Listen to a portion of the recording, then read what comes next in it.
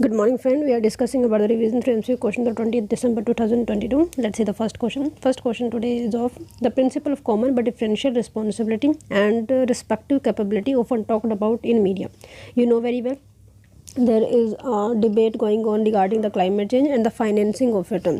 You know very well कि जो developed country है वो डेवलपिंग कंट्री को पैसा नहीं देना चाहती, उसी के रिलेटेड जो है UNFCCC के अंदर मीटिंग होती है, वो पैसे वगैरह देने की बात करते हैं। उसी से रिलेटेड एक क्राइटेरिया है, एक कंसेप्ट है, that is nothing but a common but a differentiated responsibility and respective capability, जो अभी न्यूज़ में भी हुआ करता था। आपको बताने किससे रिलेटेड है। First option is reduction of greenhouse gas emission, second is the United Nation peacekeeping operation, number third contribution to the International Monetary Fund and none of the above.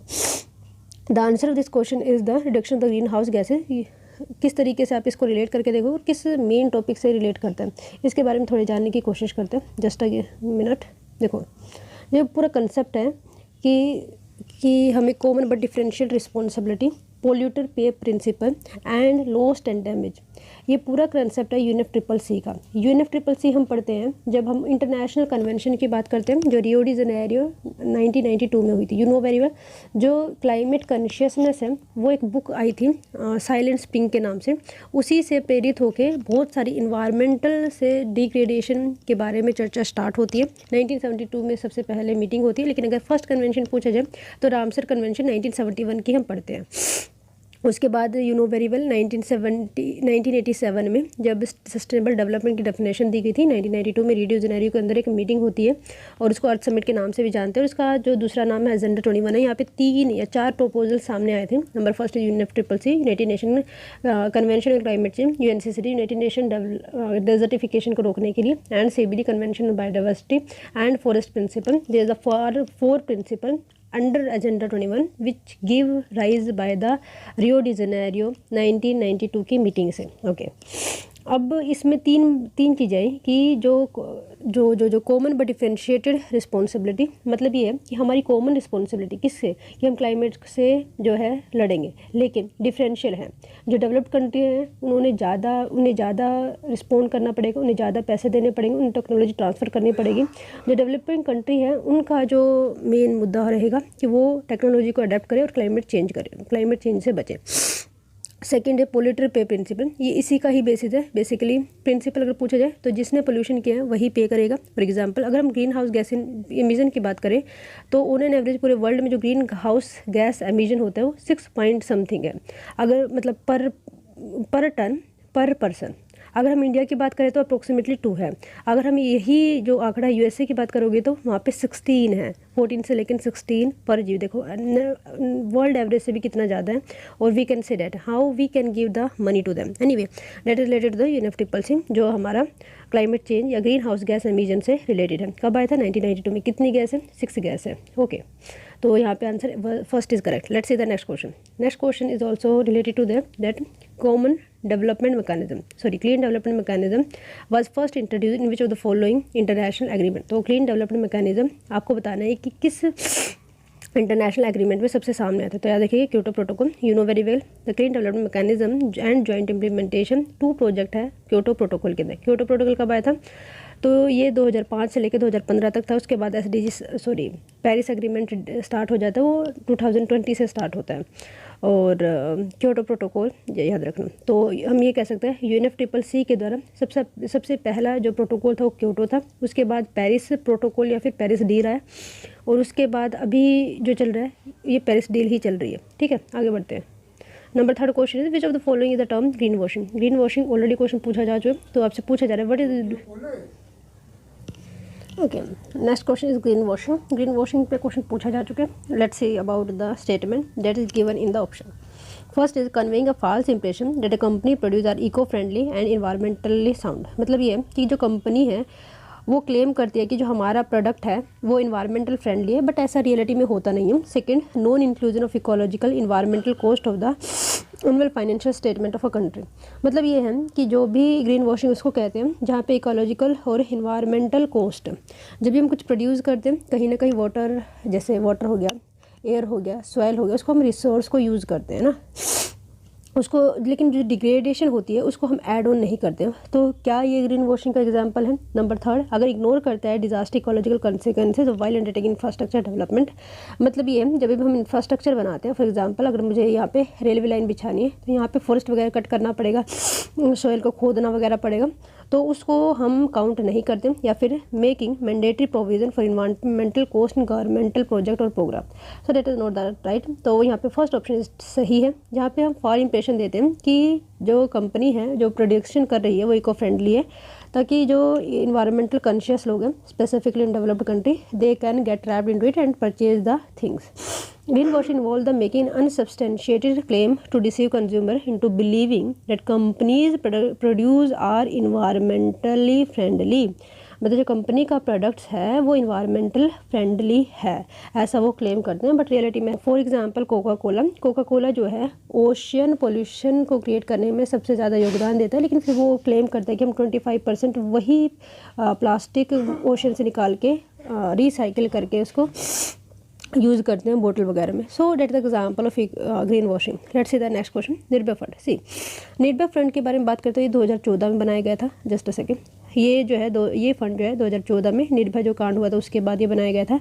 और इसमें जो कुछ fund collect किया जाता है, ये fund कहाँ से आता है इसके बारे में थोड़ा सा बात करेंगे। लेकिन इस फंड को कहाँ पे लगाया जाएगा ये ministry of women and child development तय करती है।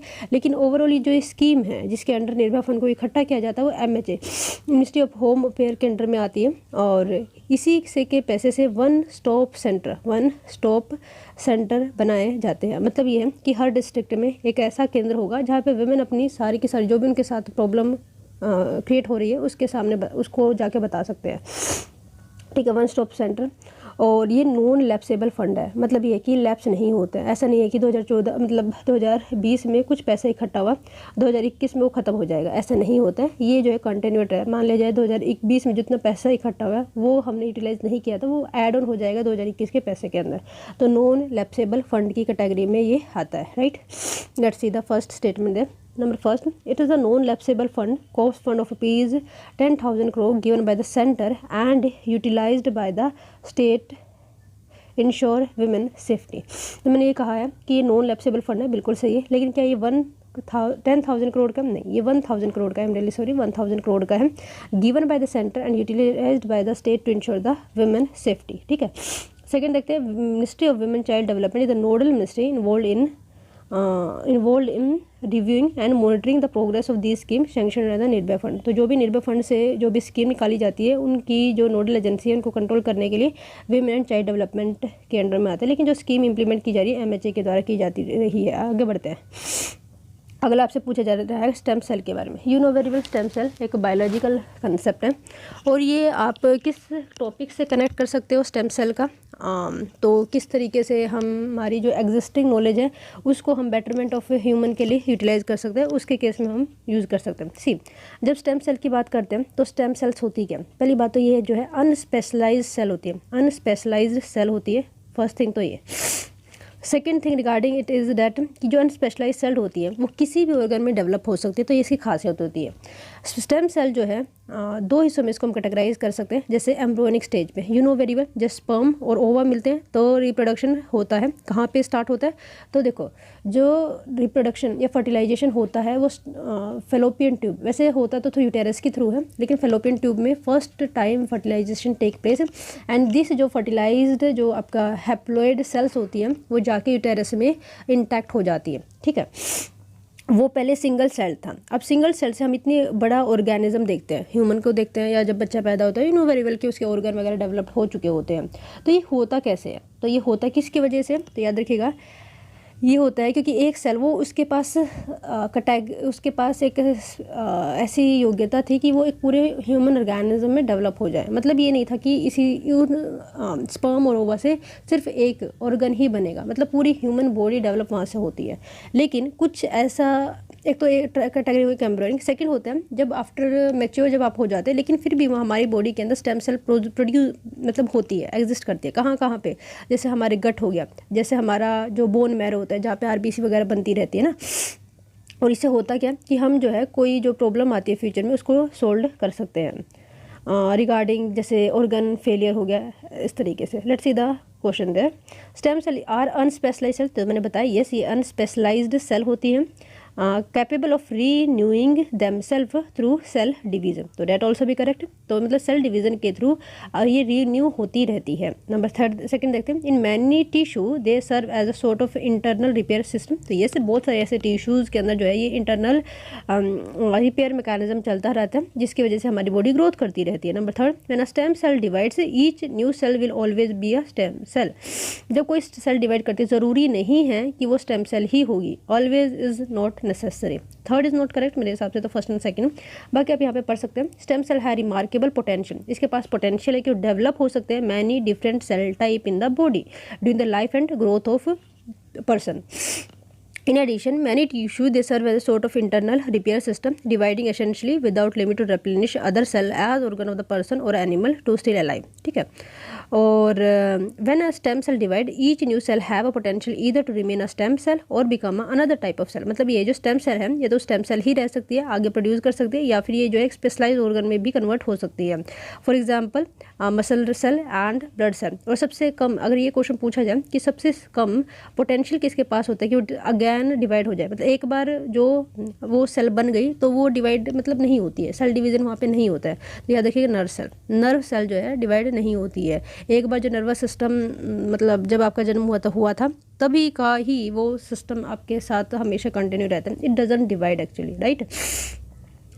और सबसे ज़्यादा रीजनरेटिंग पावर किसकी होती है, तो याद रखिएगा that is nothing but liver. Liver जो है अगर आप उसका एक हिस्सा काट भी दोगे, अगर आपका लीवर हेल्दी है तो वो रिप्लेनिश कर लेगा with time. Okay, second, under the psychological experimental condition they will induce to become a tissue और ऑर्गन, मतलब ये है कि ये बाद में ऑर्गन भी बन सकते हैं, बाकी आप देख लीजिए। Let's see the next question.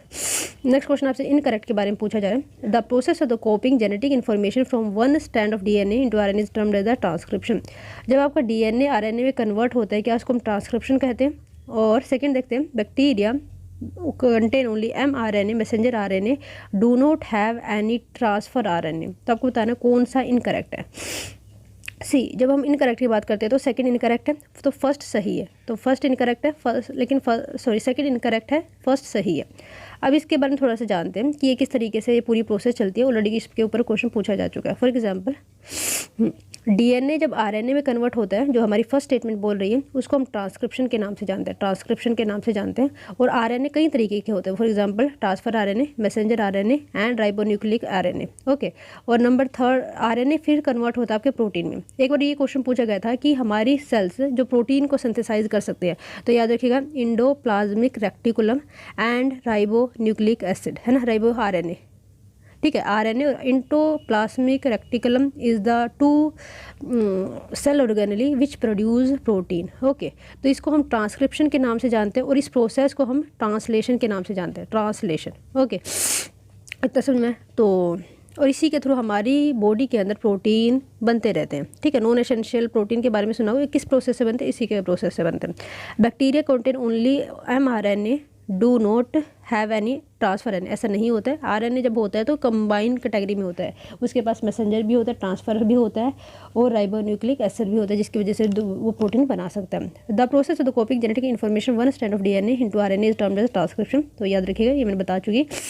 In bacteria there are major 3 type of RNA, जैसे मैसेंजर आरएनए हो गया, राइबोसोमल आरएनए हो गया और ट्रांसफर आरएनए हो गया। All the RNA are needed to synthesize the protein, तो हर एक जो आरएनए होता है वो सिंथेसाइज करता है protein in a cell. The mRNA provide the template, मतलब मैसेंजर का काम क्या होता है, टेम्पलेट प्रोवाइड करना कि किस तरीके से आपका प्रोटीन बनना है, मतलब जो कोडिंग होती है प्रोटीन की वो कौन डिसाइड करता है, मैसेंजर, ठीक है। Transfer RNA brings amino acid and read the genetic code, तो ट्रांसफर आरएनए का काम होता है रीड करना जेनेटिक कोड को, जो भी मैसेंजर MTR। और राइबोन्यूक्लिक आरएनए, राइबोसोमल आरएनए का जो फंक्शन होता है स्ट्रक्चरल एंड कैटलिस्टिक रोल ये प्ले करता है जब ट्रांसलेशन हो रहा होता है। This single DNA dependent RNA polymerase that catalyse transcription of all type of RNA in bacteria. RNA polymerase bind to promote and initiate transcription initiation. तो मैं थोड़ा सा एक बार दोबारा से बताना चाहूँगी। फॉर एग्जाम्पल MTR याद करना आप, MTR ट्रांसफ़र का काम होता है, मैसेंजर का काम होता है ये टेम्पलेट प्रोवाइड करता है, ठीक है। और ट्रांसफ़र का काम होता है कि ये जो आपका रिबन आरएनए बनना है उसका जो जेनेटिक कोड है उसको डिसिफर करने में हेल्प करता है, और आरएनए जो है इसको स्ट्रक्चर प्रोवाइड करता है, ठीक है। आगे बढ़ते हैं। Let's see the next question. Next question है एशियन एलिफेंट अलायंस के बारे में। Asian elephant alliance is initiative of, ये पूछा जा रहा है किसका इनिशिएटिव है। Number first option is elephant family, second international fund for animal welfare, number third wild life trade monitoring network, and number fourth is the convention on climate tracking endangered species of wild fauna and fauna. मतलब हम sites कह सकते हैं। तो आपको बताना है कौन सा यहाँ पे सही है। तो ए ऑप्शन सही है, फर्स्ट सेकंड एंड फिफ्थ जो है एशियन एलिफेंट अलायंस का इनिशिएटिव के जो सपोर्टर रहे हैं। Elephant family, international fund for animal welfare and CITES कौन नहीं है, तो third and fourth are not the part of this. ठीक है, आगे बढ़ते हैं। एशियन एलिफेंट अलायंस की बात करें तो ये जॉइंट इनिशिएटिव है एनजीओ के का, और 5 एनजीओ इसमें पार्टिसिपेट करते हैं, जैसे एलिफेंट फैमिली हो गया, international fund for animal welfare IUCN Netherland हो गया, एंड वर्ल्ड लैंड, मतलब कई सारी यहाँ पे ऑर्गेनाइजेशन काम करती हैं। जब हम एलिफेंट की बात करते हैं तो हमारी कंट्री में एलिफेंट कैसे है, तो इंडेंजर्ड की कैटेगरी में आता है। ठीक है, और ये जो है मैट्रिलिनियल सिस्टम को फॉलो करते हैं। सबसे ज़्यादा अगर एलिफेंट पूछा जाए तो आप बताइएगा। और अभी KVIC के द्वारा एक प्रोग्राम भी लॉन्च किया गया, उसका नाम है रीहैब का मतलब ये है कि बी की हेल्प से, बी मतलब बी आपको मधुमक्खी की हेल्प से एलिफेंट को जो एनिमल कॉरिडोर होता है, मतलब जो कॉरिडोर होता है एलिफेंट के लिए, वहाँ पे बी को नियुक्त किया जाएगा ताकि वो एलिफेंट को इसी जगह पे रोक के रखा जा सके, ताकि ये जो है कॉरिडोर को क्रॉस ना करे। अगर ये कॉरिडोर को क्रॉस करेंगे तो परहैप्स जो भी ऑटोमोबाइल है इनको कुचल जा सकता है। ठीक है, आगे बढ़ते हैं। Which are the following the best description of the INS Mormugao was recently news. See, पहली बात तो INS मोमार्गो से जाने से पहले तो आप इसकी कैटेगरी देखिएगा। पहली बात तो ये एक बैलिस्टिक मिसाइल है। क्या है? बैलिस्टिक है। Okay, second thing is it is a nuclear thing and it is the second in their class. किस प्रोजेक्ट के अंदर? Project 15B। Project 15B। और ये है क्या? एंटी सबमरीन है, मतलब सबमरीन को ये डुबा देने वाला है, एंटी सबमरीन है। और प्रोजेक्ट 15B के तहत ये बनाया जा रहा है। किसकी हेल्प से बनाया जा रहा है? ये आपका होमवर्क क्वेश्चन रहेगा। चलो इसके बारे में जानते हैं कि ये है क्या। एक्चुअली क्वेश्चन यही पूछ रहा है। तो क्या ये एम्फीबियस वारफेयर सबमरीन है, न्यूक्लियर पावर सबमरीन है, या फिर स्टेल्थ गाइडेड मिसाइल डिस्ट्रॉयर? तो ये C option is the correct. It is a type of a destroyer, stealth guided missile destroyer. Indian naval ship Momargo was commissioned recently. It is the second warship of the Project 15B class of stealth guided missile destroyer built by the Mazagaon Dock Shipyard Limited, headquartered in Mumbai. Named after it has been a key port in Goa, जो commission किया गया है day before Goa liberation day celebration. A ship describe a group of vessel of a similar tonnage, usage, capabilities and weaponry. तो INS मोमार्गो के बारे में इतनी चीज़ें आपको पता होनी चाहिए। आगे बढ़ते हैं। अगला क्वेश्चन है ग्रेट इंडियन बस्टर्ड के बारे में। अच्छा क्वेश्चन देखिएगा। सी, जब हम ग्रेट इंडियन बस्टर्ड के बारे में बात करते हैं तो ये कहाँ पे पाए जाते हैं? राजस्थान, गुजरात, महाराष्ट्र, आंध्र प्रदेश, इस टाइप के एरिया में ग्रेट इंडियन बस्टर्ड पाए जाते हैं। अगर हम कैटेगरी की बात करें तो क्रिटिकली इंडेंजर्ड कैटेगरी में ये आते हैं। इसके लिए एक प्रोग्राम भी चलाया जा रहा है ग्रेट इंडियन गोदान के नाम से, और ये जो है राजस्थान गवर्नमेंट इसको फंड कर रही है। ये सुप्रीम कोर्ट के इंटरवेंशन की वजह से ये सब हुआ है। और लेट्स सी, और ये याद रखिए ये सेंट्रली स्पॉन्सर्ड स्कीम का पार्ट बनाता है। फर्स्ट स्टेटमेंट जब आप पढ़ोगे तो आपको आइडिया हो जाएगी कि मैं कहना क्या चाह रही हूँ।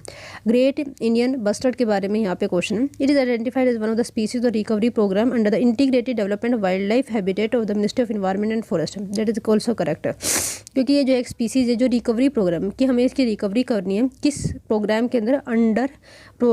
Under integrated development of wild life habitat of the ministry of environment and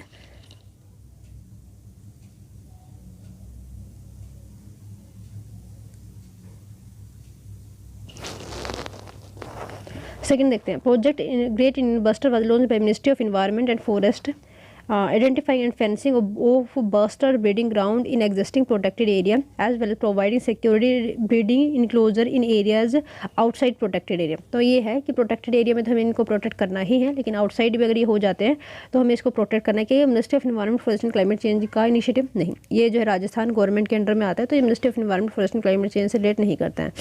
number third देखते हैं। The bird is categorised as critically endangered by the international union for conservation of nature. The bird जो है critically endangered है IUCN list की हम बारे में बात करें तो यस बिल्कुल सही बात है। तो first and third are correct. Critically endangered है कहाँ पे पाए जाते? गुजरात, महाराष्ट्र, कर्नाटक एंड आंध्र प्रदेश। ये जो है वाइल्ड प्रोटेक्शन एक्ट ऑफ 72 में शेड्यूल फर्स्ट में भी आता है, और CMS कन्वेंशन जो 1979 में हुई थी, CN मतलब कन्वेंशन माइग्रेटरी स्पीसीज, उसमें अपेंडिक्स फर्स्ट में ही आता है, और ये जो है पाकिस्तान में भी पाया जाता है।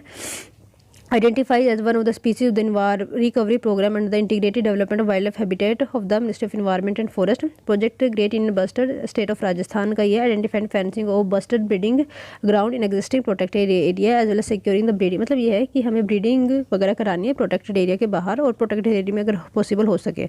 ये कहाँ कहाँ पे प्रोटेक्टेड है? For example desert national park Rajasthan के अंदर, Rollapadu wild life sanctuary in Andhra Pradesh and Karera wild life sanctuary in Madhya Pradesh. Right, तो आपको राजस्थान वाला तो जरूर याद रखना, डेजर्ट नेशनल पार्क। आगे बढ़ते हैं।